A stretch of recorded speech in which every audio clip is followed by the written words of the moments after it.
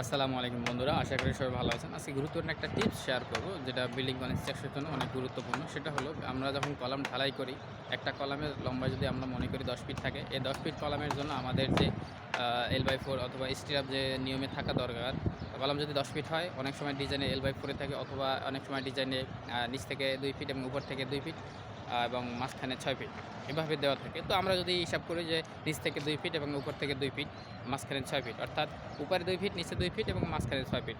এই 2 ফিট এবং নিচে 2 ফিট, উপরে 2 ফিট, নিচে 2 ফিট, এই 4 ফিটের ভিতরে কোনো ল্যাপিং জোন পড়বে না।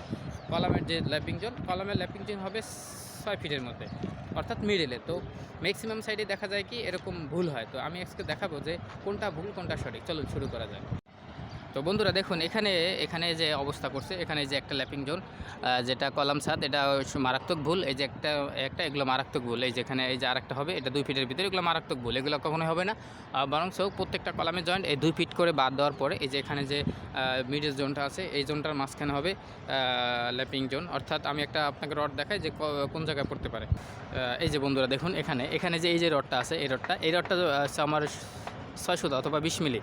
তো এখানে 20 এমএমের যে রডটা আছে, এখানে যদি আমি ল্যাপিং যদি আমার 32 বা 36 ইঞ্চি আমি দেই, তাহলে আমার রডটা মোটামুটি এই পর্যন্ত চলে আসে, অথবা আরেকটু বেশি আসুক, সমস্যা নাই। তো এখানে যে রডটা আছে, এটা অন্তত মিডল জোন, অর্থাৎ এটা ইঞ্জিনিয়ারিং নিয়ম অনুযায়ী বিল্ডিংয়ে যেটা পজিটিভ। তো এভাবে যদি না করা হয়, পরবর্তীতে বিল্ডিংয়ের জন্য মারাত্মক ক্ষতির কারণ হয়। কারণ আমাদের ফুললি লোডগুলো এই কলাম থেকে ডিস্ট্রিবিউশন হয়, এবং এখানে যে ল্যাপিং দেওয়া হয়, এই ল্যাপিংয়ের সবচেয়ে মারাত্মক ভুল হলো, এখান থেকে সমস্ত ছাদ এবং ভীমের লোডগুলো ডিস্ট্রিবিউশন হয়ে ছাদ থেকে কলামের গোড়ায় আসে। এই জন্য এগুলো ল্যাপিং দিতে হয় না। তো বন্ধুরা, আশা করি ভিডিওটি ভালো লাগলে অবশ্যই লাইক, কমেন্ট, শেয়ার করবেন। সবাই ভালো থাকবেন, সুস্থ থাকবেন। আসসালামু আলাইকুম।